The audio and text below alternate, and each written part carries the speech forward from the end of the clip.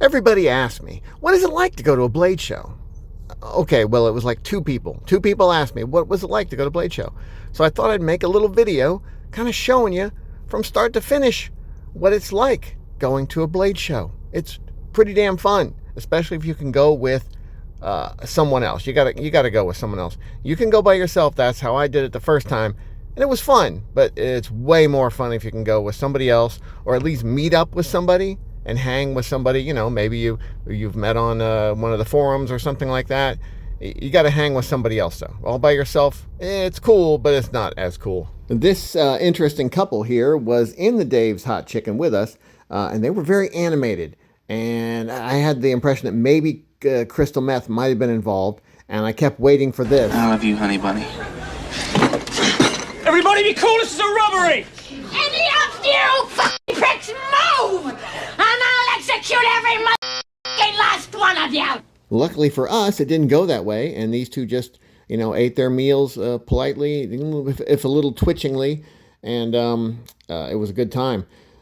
During that day, we had already gone to a few different knife shops in town since, it was the day before Blade Show. So we put on our own Blade Show, went around to House of Blades, 2 different blade bars, and they were cool, and just saw lots of cool stuff before we even went to the show, and even bought a few things. I'm leaving with this Civivi, oh crap, what the hell's it called? So that's pretty cool. You do the Dallas Blade Show, and there's all kinds of cool knife shops in the area that you can check out before the show. And then the next day, we have the show. So we're taking this home. Well, we're not taking it home. We're taking it to Blade Show tomorrow. We're going to spend the rest of our money there. So there's a parking garage across the street from the place. And no big deal. You park in there. And then we walked down, and we saw this line of people. And it was long, but it wasn't crazy. But then we asked around and figured out what was going on. Little line here for Blade Show. Okay, it's not that little. It's actually kind of big. This is the early bird line, and it goes all the way down. But we weren't early birds, so we had to find the other line. This is the general admission line on the other side, so we'll be going down this one all the way down to the end.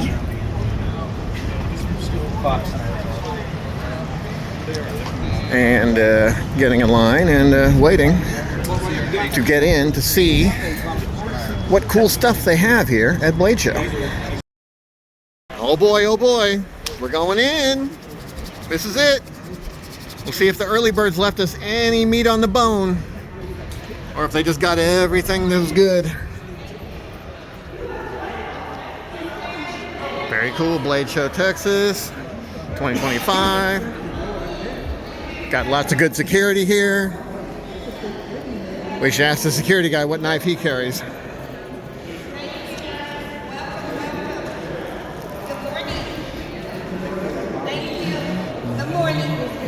Welcome.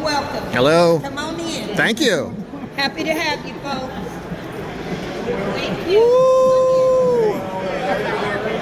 Here we go. Time to spend some money. But that really wasn't the plan. The plan wasn't just run into the place and start spending money. The plan was, walk around. Take a quick look at all the different booths. Check out, some of the cool things that people are doing there. Meet up with some friends and maybe even make some new friends. And then spend all your money after you kind of look at everything and decide what to spend all your money on. But just like any plan, it usually dissolves after first contact with the enemy. And we ended up stopping at the Canset booth, where they had such good deals. I ended up dropping about half of my money in the first frickin' 20 minutes of Blade Show. You tell us it takes a month? That's crazy. That's insanity. Look at that. Let me zoom in on that a little bit. Wow. That clip, though. Check out that clip. Let me get the right angle on it. That is just beautiful. We're going to try to steal this one here. Beautiful work. So we needed a new plan. And the new plan was just the old plan, but actually stick to it and go around and check out some different things. Like, for instance, I thought this was pretty cool. I'd never seen this lock before. I mean, it's a liner lock, but it has an extra twist. This is a new thing I've never seen before. I thought this was pretty cool.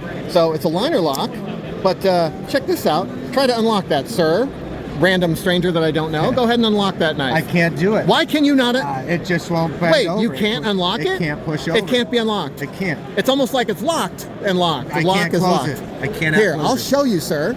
You just take this little knurled bit right there and pull it back, then push it over. Oh. That is a safe way to keep it so that it never comes closed while you're trying to use it. How cool is How that? cool is that? So not only were we interested in, new products, new things, new knives, but in people doing new things. And these Valley Song boys, they're always over there doing cool stuff. So I had to stop in and say hi and see what they were up to. Where did you bought this?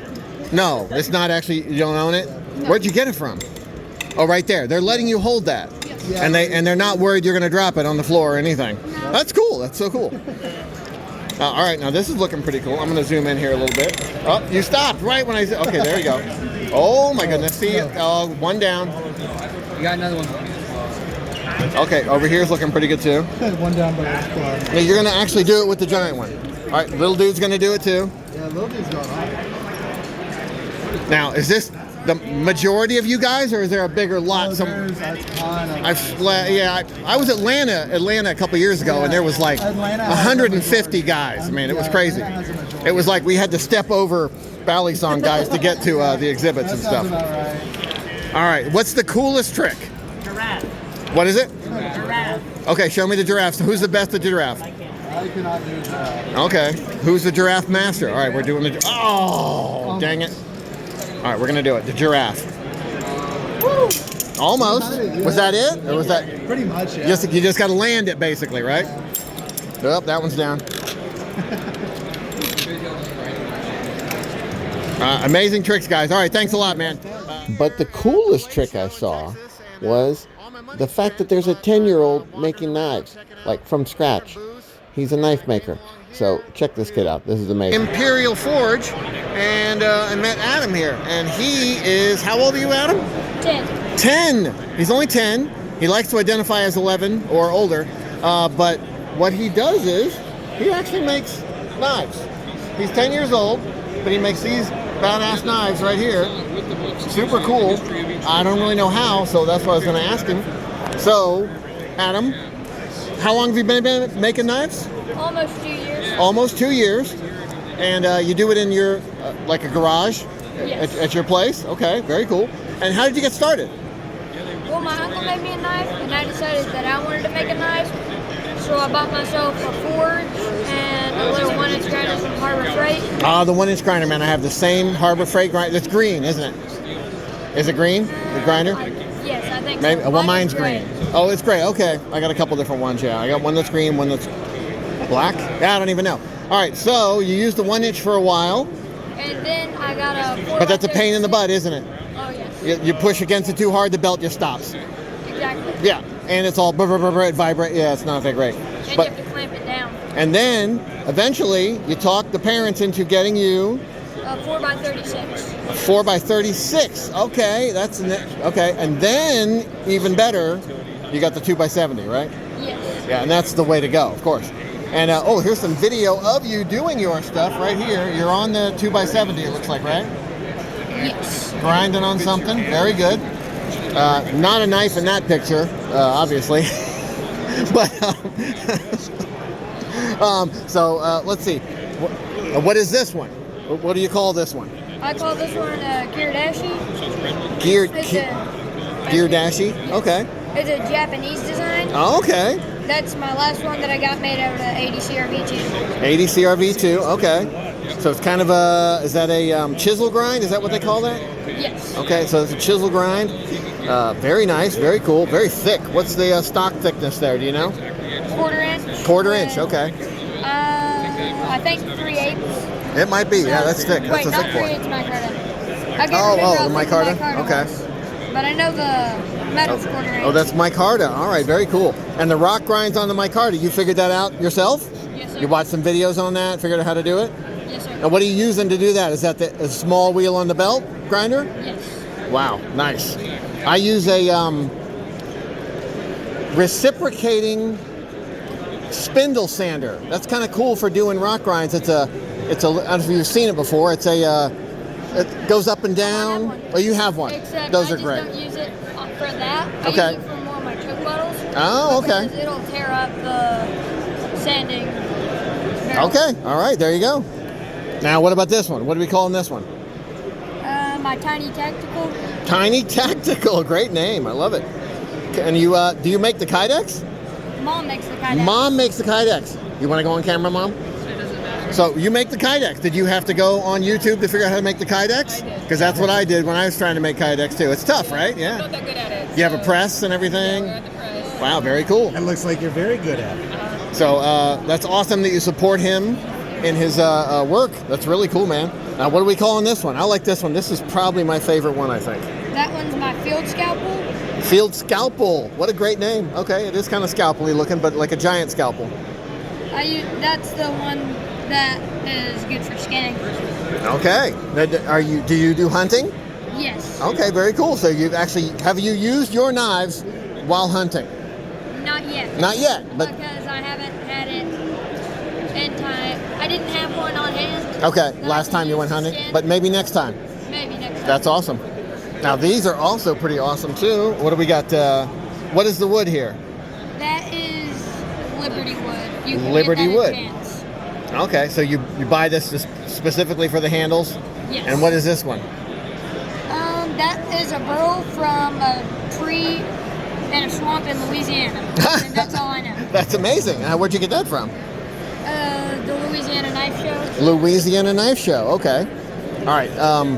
I think it's really awesome that you're doing this, and I think your prices are very fair. Very cool. Are we gonna get? Are we thinking about it? We've been wandering around looking at everything, and he's like, got to come back and decide what he's gonna buy. So you guys are definitely on the list. Very cool stuff. It was nice to meet you. Nice to meet you too. All right, Adam. Have a good day. You too. Hope you sell everything. Now, Adam is a great knife maker, and he's better than me for sure. But I could probably make something in the vicinity of what Adam is making over here. But the next guy, Charlie at Broken Anvil Knife Works, I don't know what he's doing, man. He's doing so many layers of Damascus. He's treating it in so many different ways. He's using so many different materials for the hands. It's just insane. Just check this shit out. It's amazing. To be amazing, and I'm here with Charlie, and you do all of it yourself? It's a small shop? Do what? In your own small shop you got? Or is it a big shop? 2,000 square foot shop. Oh, that's good Yeah, size. yeah. Okay. What kind of machines are you working with? I've got 3 different power hammers. I've got I've got a 25-ton and a 40-ton press, rolling mill, twister. I've got a water jet and CNC, but those are for other people's orders. Okay. I make Damascus for other makers, but whatever I don't sell to somebody, I get to make into what I enjoy. So is all your Damascus here your own make? Yeah, I do everything in-house. So that's, if you aren't sure, that's pretty rare, guys, okay? And most people don't just make their own damn Damascus. That's pretty rare. So yesterday, before I drove out here, I made this knife. I made the Damascus the day before, and I made the knife yesterday. Okay, what are we talking about? Oh, this is just all metal. It's just okay. a low-layer It's just camo. this is a one-piece knife. So this is just all one piece. It's just got like a hollow grind through the handle to make it so the handle's not super heavy, right? I guess. Silicon copper, so you get the crystallization. How many layers is this? That's only 15. I just 15, want to see how much I okay. can do before I have to drive. Nice, nice. And then what steels? So you get 3 gray versions because you got 80 CRV, 1095, 1084. Using 3 different steels. Yes. Okay. I didn't want any 15 and 20, so I just went with 3 different colorations of dark. Now this one is amazing, but the ones I am so impressed by are some of these. Now this is mammoth on the handle, Yep. mammoth tusk, Mammoth ivory. mammoth ivory could It be. could be tusk. It could be a little bit of tooth. Okay, so it could be But, tooth, but it's dyed. He ground it down and found the right place, and then dyed it black over and over and over again until it took, which Started with black, and then to get the real deep color, because some of it wasn't taking the black, it did take blue. oh, so you got a Areas little that bit of a didn't take mix. the black pulled the blue. Okay, and that's you have to boiling. Are you boiling it? What are you I'm doing? Just taking it under pressure. Pressure. Okay, so that's forcing it into the little nooks and crannies. If you look at that Damascus there, that is beautiful. How many layers are we talking here? All the push daggers and scalpels are all 120. So 120 layers of 1084 and 15 and 20. And then the bluing is chemical and heat. What is it? Niter bluing salts. Okay. So the same stuff that you'll see on historic pistols, cowboy pistols. Okay, all It's right. the same kind of salt bluing. Real attractive.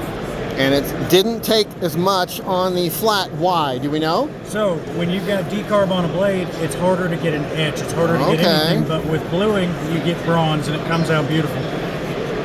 But because this had been ground, it took Yep. it took it better. Wow, this is amazing, amazing stuff. Two-tone.